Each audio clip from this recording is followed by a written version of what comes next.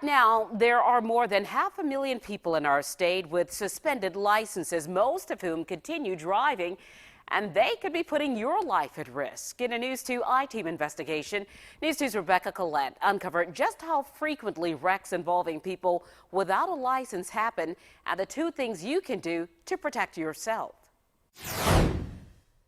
Good evening. 6 wrecks every day in our state involve someone who isn't actually licensed to drive. So far this year, wrecks involving someone with a suspended license killed half a dozen people. Wedding reception, we had it. Mike Martin married Gloria before she graduated high school.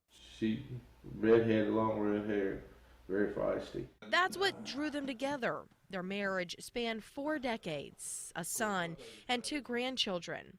The couple planned for the future. Gloria was 2 years short of retirement. Just either buy property on the beach or just, travel inside this country here and see what we can see. She was a nurse at East Cooper Hospital, and on a chilly, rainy night in March, Mike waited up for his wife to come home from the late shift. I'm not expecting anybody at the door other than my wife. But it was sheriff's deputies who showed up late that night to tell Mike his wife was dead, hit head-on by a driver going the wrong way on Highway 17 in Allendale.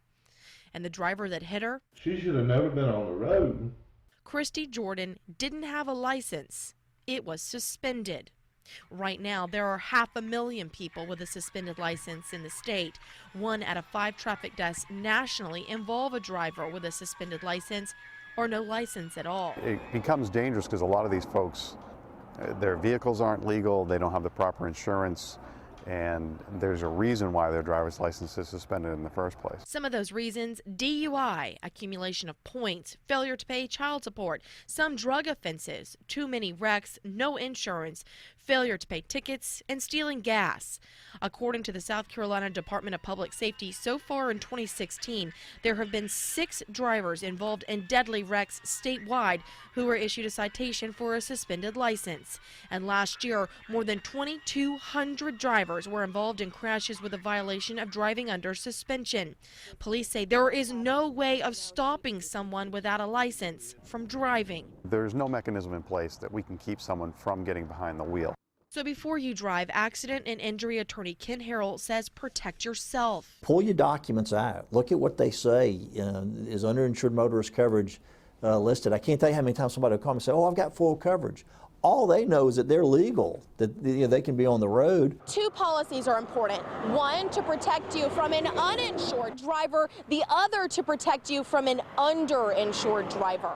At some point, unfortunately, they're going to be glad that they made that decision to get that coverage. Had we not, both of us, covered ourselves insurance-wise, I would be in a world of doo-doo right now. A year after his wife's death, Mike bought their dream home at the beach. He's fixing it up himself, but it's not the same without his Gloria. So I'm kind of like in purgatory. I'm sitting here saying, well, I'm just going to be able to eat my supper at the ocean and walk on the beach by myself, and that's how it ended up. So she never got to kick back and relax and, just walk on the beach or eat supper on the beach. That's pretty hard. As for Christy Jordan, the charge of reckless homicide was dismissed, and even if the charge went to court, lawyers tell me a suspended license isn't generally admissible because not having a license isn't necessarily the reason for the wreck. Mike hopes the solicitor will bring new charges of manslaughter. If not, Jordan only faces a traffic violation in the deadly wreck. Rebecca Collette, News 2. We requested Christy Jordan's driving record from New York. That's where she lived. They denied our request, telling the I-Team that that is not public record.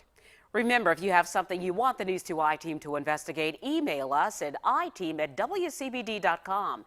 You can also call the I-Team hotline at 843-216-49